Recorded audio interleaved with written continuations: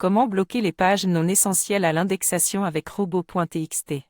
En tant que jeune mais expérimenté webmaster WordPress, Jules Gallian, je vais partager avec vous une astuce pour optimiser votre site web en bloquant les pages non essentielles à l'indexation à l'aide du fichier robot.txt.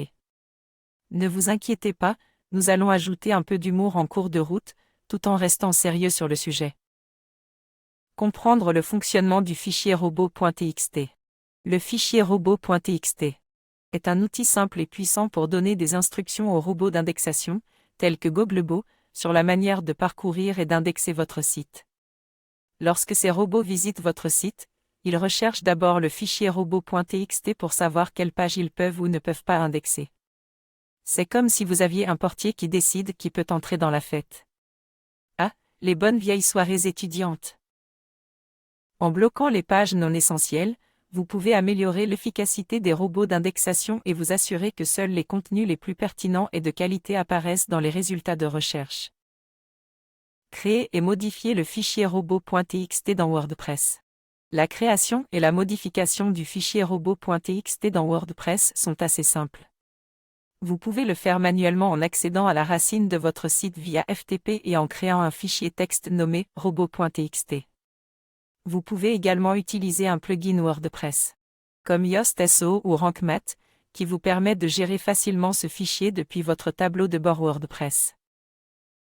Une fois que vous avez créé votre fichier robot.txt, vous pouvez commencer à ajouter des instructions pour bloquer les pages non essentielles à l'indexation.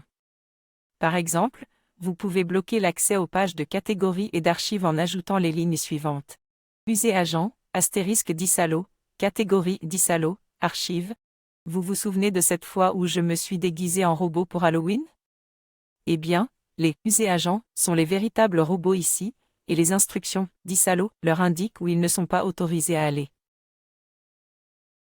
Utilisez les balises noindex pour une gestion plus fine. Parfois, le fichier robot.txt peut ne pas suffire pour gérer l'indexation de manière granulaire.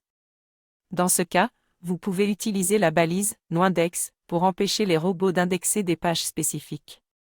Vous pouvez ajouter cette balise dans la section Aide de la page concernée. Et lieutenant, metaname égale robot, comptant égale noindex et gt. Cette méthode est particulièrement utile si vous avez des pages que vous souhaitez bloquer temporairement.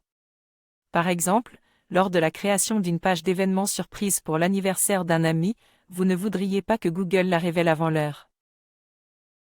Ne pas oublier de surveiller les performances de votre site. Après avoir mis en place les restrictions d'indexation à l'aide du fichier robot.txt et des balises noindex, il est important de surveiller les performances de votre site. Vous pouvez utiliser des outils comme Google Search Console et Ahrefs pour vérifier si les modifications ont eu un impact positif sur l'indexation et le classement de votre site. En temps